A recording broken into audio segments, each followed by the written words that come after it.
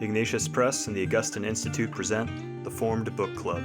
Catholic book lovers unpacking good books, chapter by chapter. If you like us, please help us by subscribing and by reviewing us on Spotify, Apple Podcasts, or wherever you might listen. And don't forget to sign up for weekly updates and study questions at formedbookclub.ignatius.com. Welcome back to the Formed Book Club. We're discussing St. Augustine, the City of God, selections, introduction by Hans Urs von Balthasar.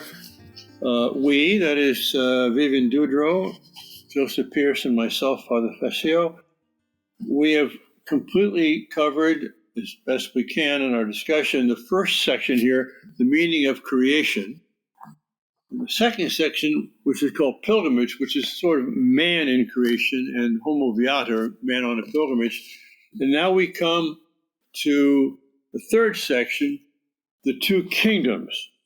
And of course, the book is titled The City of God. That's one kingdom. The City of Man is the other. This begins on page 125.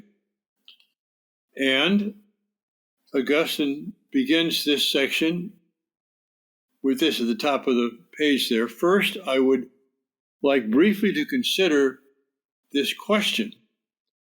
What reason or sense is there in wanting to boast of the size and expanse of an empire when you cannot show that its people are happy? Now, might that be a question of some contemporary relevance? Yeah, I was thinking actually that the next three sentences on after that are all completely apropos what's happening in the Ukraine at the moment. Say something's never changed. The Roman Empire or the other big governments around the world, this seem to be the same things recurring ad nauseum. Yes, and I was thinking, prior to Ukraine, what has happened in the United States, both with the domestic policy and things that have happened there, and foreign policy, we're never going to have a perfect world or the kingdom or the New Jerusalem, but it does seem to me like on balance, bad things are seemingly outweighing good things. Yeah, and I'm glad you mentioned the United States as well. That's why I said big government. I don't think there's a question of demonizing one bad government and by comparison saying all the others are okay, because clearly there are problems. But I like the fact that empire, right? The big problem is with the biggest countries, because there's always the temptation, because they have the muscle to wield that muscle globally in a manner which is serving their own self-interests. And that it was a problem with the Roman Empire, and it's obviously a problem with, the Chinese, the United States, Russia, in the 19th century, Britain. So I think it's a perennial problem with the City of Man. We have no choice but to live with it, but I do think we have to protest it, And Augustine will give us some tips on living in a declining city of man, a declining empire. My good friend, the Jesuit Father Robert McTague, whose book we published on philosophy, recommended me over the weekend a book by Ray Dalio, and I forget the title. I did get the Kindle version of it. But basically, Ray Dalio, who is an investment manager, has done a lot of study of the rise and decline of empires and countries, especially over the last 500 years, but going back into China in the pre-Christian times. And he has identified 18 indicators. 3 are really the key, and then there's about 5 others that are very important. The others are more subordinate. And it's a very empirical study where he's trying to quantify these things and shown you see 6 stages in an empire, and without going into the whole book, but basically it's the obvious thing. You start poor and you work hard, and you put your kids into college so they won't be poor, and then they get wealthy and they work hard too because they grew up in your family, but then their kids grow up wealthy and not having had the hard work, and they begin to be excessive in their spending. They borrow a lot, and so the debt increases. And that's the downhill side, when then you get internal divisions in a family or in a country or in an empire, and an external shock then leads to a revolution or a civil war, something like that. Of the 6 stages, he thinks that we are in stage 5. They last about 80 to 100 years, each one of these rises and falls.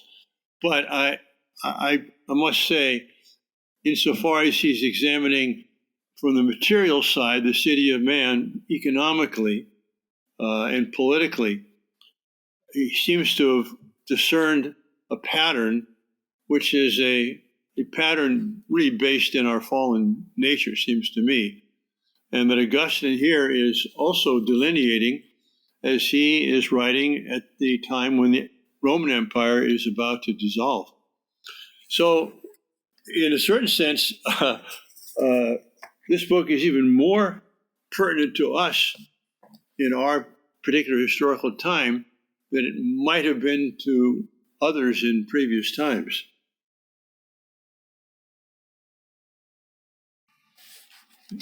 No comment on that or anything else? Oh no, I largely agree with you. I do. On one hand, I have a bit of a skepticism of mechanistic understandings of history for obvious reasons, whether it be Hegelianism, Karl Marx, or Spengler on the other side of things. But as you say, Father, if patterns are based upon a correct anthropology, which really could be rooted down to pride preceding a fall, then clearly there are patterns that emerge in history, and it's completely correct to empirically study those patterns, and that as long as we don't sort of start drawing up mechanisms and then try to make the square peg fit the round hole with our ideologies. But if we base it in a true anthropology, in other words, a Christian understanding of humanity, then of course we should be discerning patterns that follow what you would expect, both as individuals and collectively as cultures. But what I like on page 127 is this. The most important point, however, is what sort of use we make of the things that are reckoned either as prosperity or adversity. For the good are neither lifted up by temporal goods, nor beaten down by temporal evils. But the evil, just because they are corrupted by temporal good fortune, feel temporal misfortune as a punishment. And then he goes on to say on the next page that under the same affliction, the evil detest and blaspheme God, but the good praise and pray to him. What is really important then is not the character of the suffering, but rather the character of the sufferer. So, whether you're living in good times or bad times, rising kingdoms or falling kingdoms, the point is what do you as a follower of Jesus Christ do with the hand that you're dealt? And he's making the point that the most important thing of all is what kind of character you allow yourself to become. And all of us have the free will, and with God's help, to decide, no matter what comes in my direction, I want to follow Jesus. I want to be like him. And this paragraph reminded me of an article I read in a newspaper some years ago, an interview with a survivor of a plane crash. And as you know, very few people survive plane crashes. She was like one of 3 people. And she described vividly that the plane was in flames and most of the people were killed. And she described vividly how there were 2 kinds of people on that plane. There were people screaming and blaspheming against God for the torture they were experiencing. And then there were people pleading with God for mercy and saying, I love you, to the people they were remembering and all this kind of thing. And this woman somehow miraculously passed through this inferno and survived. But she witnessed exactly what Augustine is saying. The same affliction. What are you going to do about it? What are you going to do with it? And this you find in the prison camps too, the concentration That's camps. right. However, let's keep this question in mind also. We can't treat the world we're in as just a plane crash or prison or a garden of delights, if it happens to be good times, as if it's out there and we are going to simply build character by responding in the right way to both prosperity and adversity. But the question, therefore, is what should, as Christians, what should be our relationship to this world in which we're enmeshed? Should we try and change it? Should we try and reform it? Should we try and escape it? Or all of the above? And let's see if Augustine gives us some clues on that. Well, you certainly can't reform it if you're not going to embrace the cross and allow God to reform you. Yeah, I mean, a couple of things. First of all, I love you folks because the two passages that I've highlighted. Yeah, good. The two passages I highlighted so far in this section were the opening lines, which you quoted, Father, and then the next ones I quoted were the lines that Vivian just quoted here about suffering, and it's not the character of the suffering, but rather the character of the sufferer. I would just, I've used this metaphor over and over again. I'll just continue because it comes back about all of us, and I've said it, I'm sure. Now, I think we've done the book club for 3 years or whatever it is now. We're going to repeat ourselves. But, the fact that the whole of humanity is on Golgotha, the good thief, the bad thief, and basically they've all experienced the same suffering, but what they do with it is the issue. And you mentioned the plane crash, and it reminded me very much of lower technology, but Hopkins's wonderful poem, The Wreck of the Deutschland, which is exactly the same scenario. It's a shipwreck where 1/4 of those on board die, and it's just the eyewitness accounts of how did people respond to the same suffering, and it's exactly the same as you said there, Vivian. So, and Father, just to address what you said, and I think it's sort of agreeing with Vivian, that for me, the thing that I always find, I'm quoting myself, is from St. Matthew's Gospel, where your treasure is, there your heart will be also. So, yes, we need to be in this world, but our treasure is in heaven. And as long as that's the treasure that we treasure, then I think we can be a great benefit in this world to actually make it a better place. But that's because we're aiming for heaven and not trying to sort of see the world as an end in itself.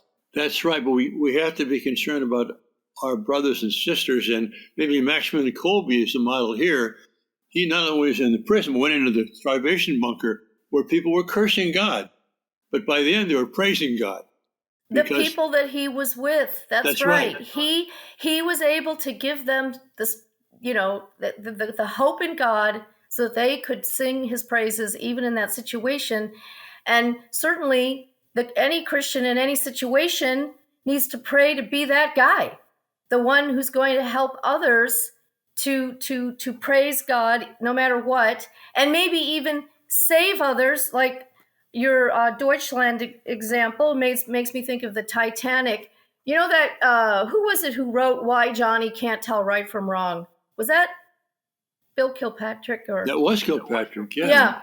Well, he used to teach psychology, and he got so tired with the moral relativism that these kids came with to class. By the time they were in college, they'd been bottle fed this moral relativism since, early childhood. And he would ask the question, so how many of you think it doesn't matter what you think right and wrong is, or whatever? And most people raised their hands. Then he showed them the old Titanic movie, the black and white one from like the 1930s or whatever. And of course, you see some men, dressing up as women and throwing kids out of lifeboats so they can get in. And you see other men putting the women and the children in the boats and going down with the ship, right? And after the movie's over, Kilpatrick would ask the class, okay, how many of you are going to say that the guy throwing the kid out of the lifeboat is as good as the guy putting the kid in the lifeboat? And of course, no one would raise their hands because now it was clear. Sometimes, we're in a fog, and I love Augustine somewhere soon here uses this metaphor of the fog.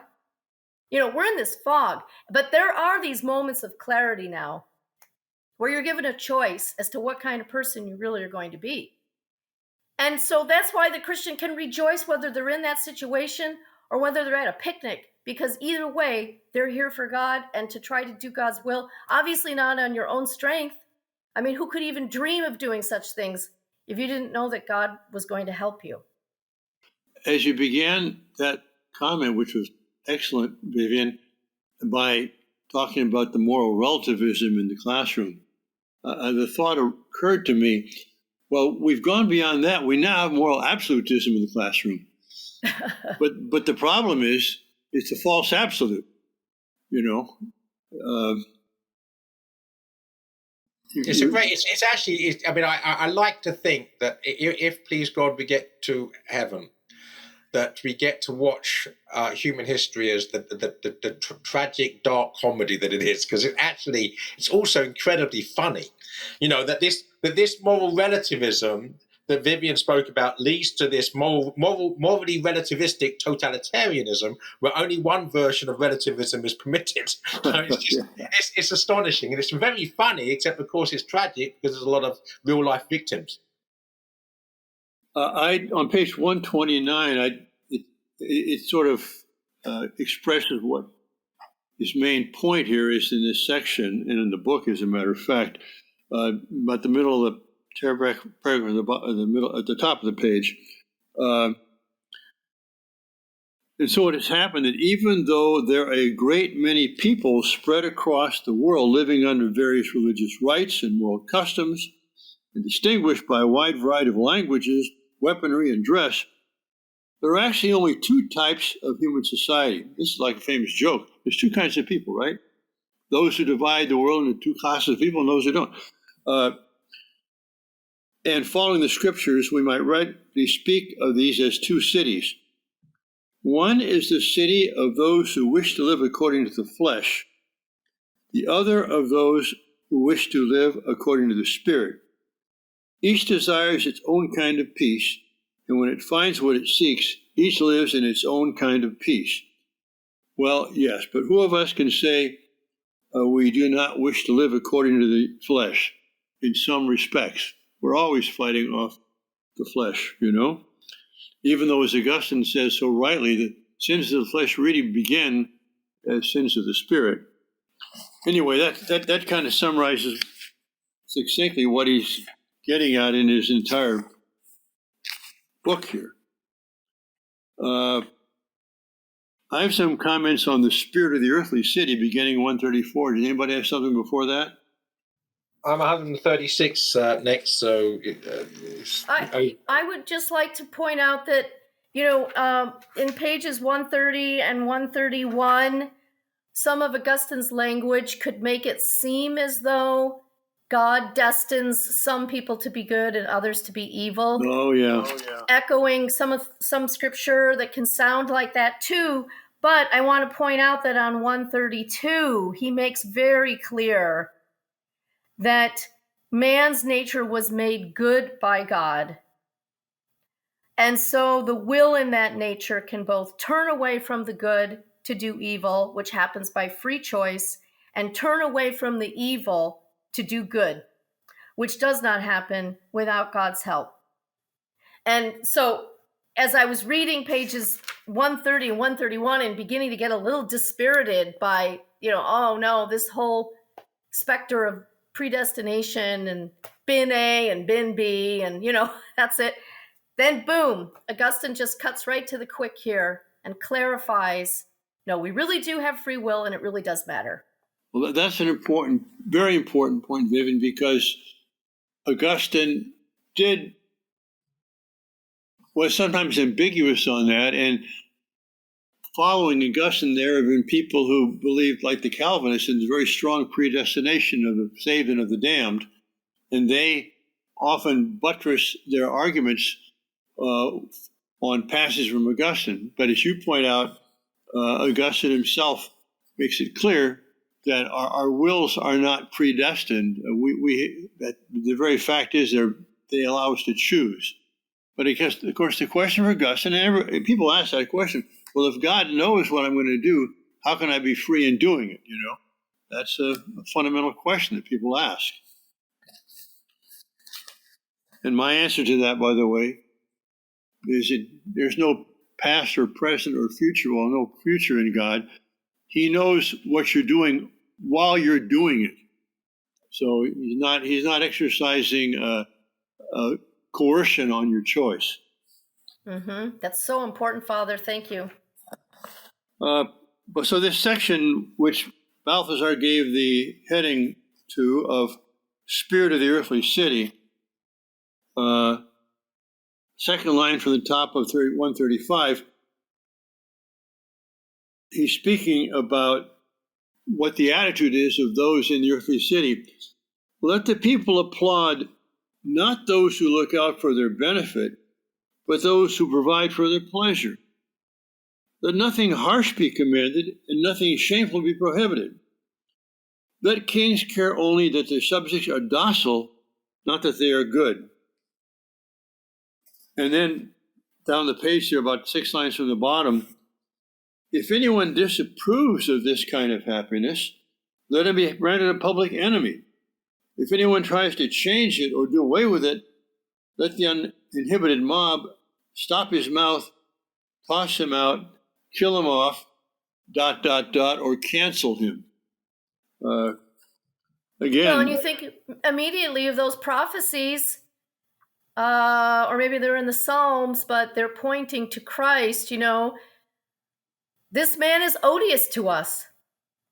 Right. Let us do away with him. Let us torture him and see how good he is. This this is precisely the good of some is what elicits this response out of the evil heart. And but you want to say, well, but be good anyway, because God is at work. It does make you realize how priceless the great books and the knowledge of history are, though, because there's nothing new under the sun, and I think part of the problem with the cancel culture is these people are clueless about the great books, are clueless about history, and then therefore they're trying to start from a tabula rasa and rewrite things according to pride and prejudice, and we're going to have the mess that we have in accordance with it. Whereas this, not only does this inform us of the problem and at least give us the ability to prevent it from becoming much worse, but also it liberates the rest of us, even if we have to live in the mess. Liberates us because we know that this has all happened before. It's going to happen again, and until the final curtain comes down, whenever that is going to be. This is something which is part of the human condition, living in society, is that concupiscence, certainly played out by those in power, has this negative and destructive consequence upon human society, and it's part and parcel of what the city of God is something we desire, but we find ourselves living in the city of man. And God's going to, and to have the confidence that God is going to be glorified. There's Jesus on the cross, and the soldiers who are killing him by torture, one of them declares, truly, this is the Son of God. Okay, God triumphs. God is glorified. The truth is revealed. The veil is pulled back. No matter what is happening, that's what God is doing. And you just have to have that confidence that whatever you go out the door and face today, God will be glorified. God will be praised. Mm-hmm. Yes, well, that was, again, summarizing statement of that very long citation I made, I think, the last session on the pilgrimage, where Augustine ends up, what is not hidden from the faith of the godly in this matter, however, is that what is hidden is righteous. That is, we don't understand all the suffering here, and the good suffer and the evil prosper, but there is a hidden justice that we will see revealed. I can't pass over the section headed From Gangs of Robbers to the Earthly Kingdom, page 136. This is one of Augustine's most famous quotes. Remove justice, then, and what are kingdoms but large gangs of robbers? He's very practical. And I like sorry, well, please. at the bottom of the page, his example for it was a witty and true response that a certain captured pirate made to the famous Alexander the Great. When the king asked the man what he meant by infesting the sea, he defiantly replied, "So what you mean when you infest the whole world? But because I do it with one tiny ship, I'm called a robber. And because you do it with a great fleet, you're called an emperor." Again, that was exactly what I was going to read. I love that, and it's obviously aphoristic, but obviously so apropos. Not today, what's happened today, but what's happening all the time. Yeah.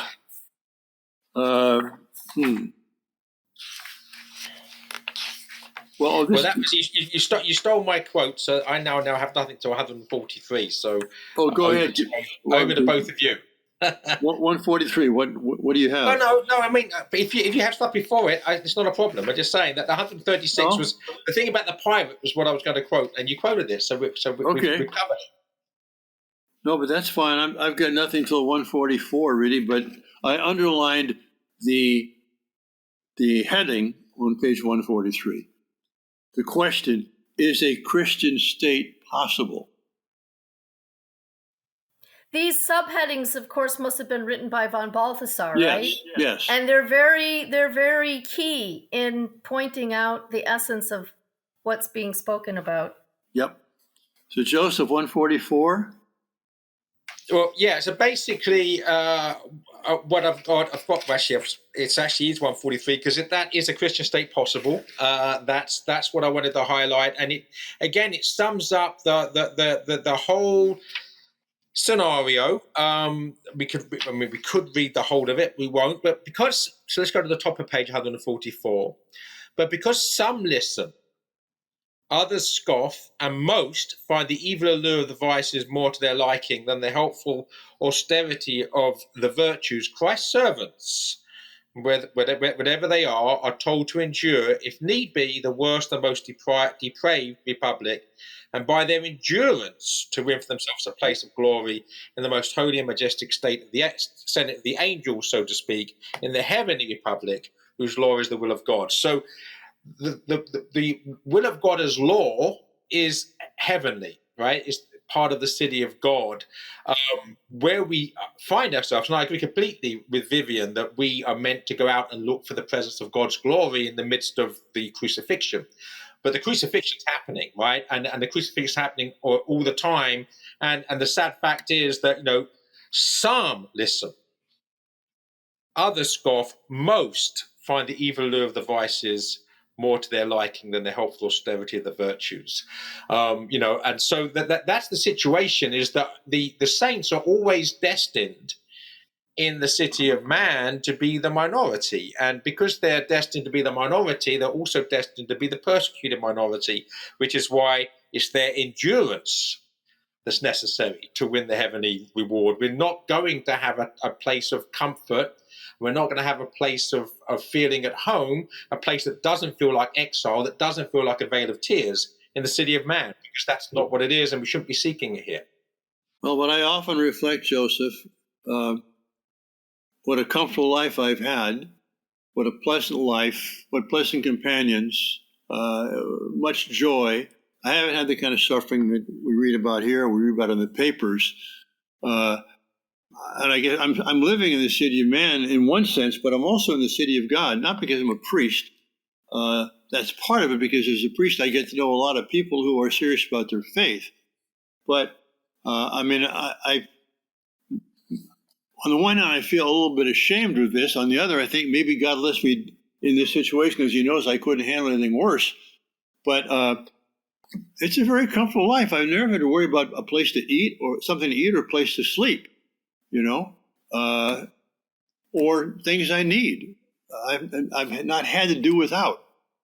No, and I absolutely. But part of that is, Father, that because you have chosen, as far as it's possible, the city of God in this vale of tears. And in consequence, the people that have gathered around you are people seeking the same thing. And that is, of course, where we gain our comfort here, is in the company of those who are at least trying to be saints. If anything, you say you haven't suffered a great deal, and that's not for me to make that judgment. But certainly, you do, up to a point, have something of a heavenly reward here, because you've had the heaven in your sights, and you've gathered around you people that also have heaven in their sights. So maybe it's, as Jesus says, you give up, wife and home and family and lands, you get 100-fold here, and heaven besides. It's kind of a great blessing. It is a great blessing. I also would like to remind you that you're not done yet. That's true. And there's that famous quote from antiquity: "Don't call a man happy till he's dead." Yeah. But nevertheless, you've got that. You've got that last. I mean, I can't have as many years of suffering ahead as I have of joy behind. That's... No, and it's not the time, as we know, the time. What is time? But we all will face that last battle. But the point is that all of these vicissitudes and forms of suffering, whether it's the sufferings you bring on yourself because of your own folly and sin, or whether it's the suffering brought on by others because of the evil they do, or maybe they even persecute you directly or whatever, all of that is the material out of which God makes saints. There are no saints without that. And so that's why we can rejoice no matter what is happening, because we can trust that good or ill, plenty or little, people, criticizing me and persecuting me, friendships, whatever it is, it's all the raw material that God is using to make me what he wants me to be.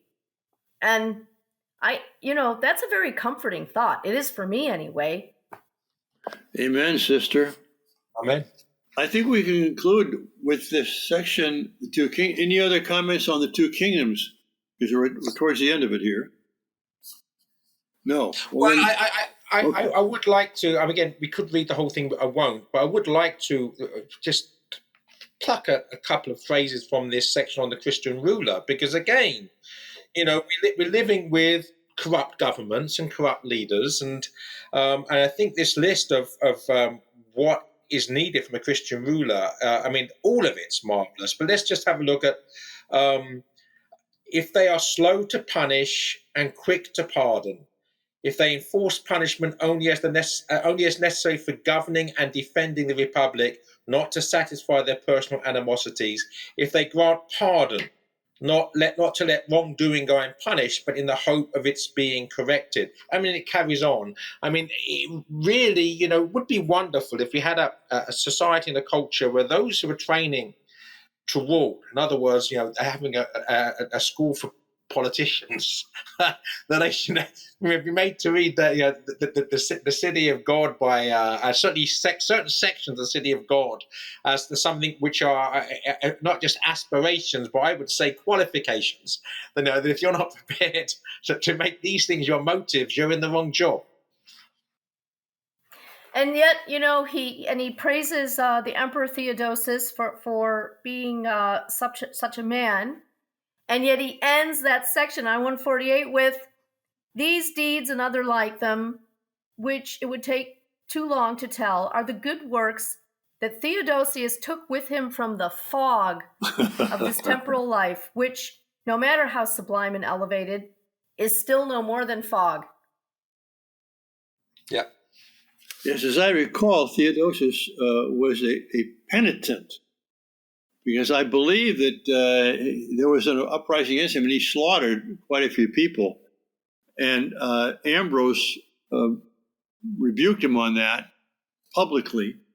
And I believe that Theodosius did public penance for that. I could get my history wrong here, but that happened. And I think there was some problem with the Arian heresy too, with either maybe it was his wife and Ambrose had to deal with that also. That those churches in Ravenna, I think this is when Ravenna was the capital, right, or one of the capital. Anyway, those mosaics have Theodosius and Theodora, right? And there's some controversy over. Anyway, it's all a fog in my brain right now. It's all the fog of this temporal life. But Theodosius emerged from the fog. Yes. Very good. We'll come back next week with the role of Israel. I have less to say about this because he kind of goes through the history of Israel with little vignettes of different important figures in the development of the city of God. But we'll see. Maybe you folks have more to say about it than I do. In any event, we'll be back next week, the Reformed Book Club, to continue our discussion of The City of God by St. Augustine. God bless everyone. If you enjoyed this discussion, please help spread the word about the Reformed Book Club by subscribing to the podcast and writing a review. You can sign up for weekly updates at formedbookclub.ignatius.com.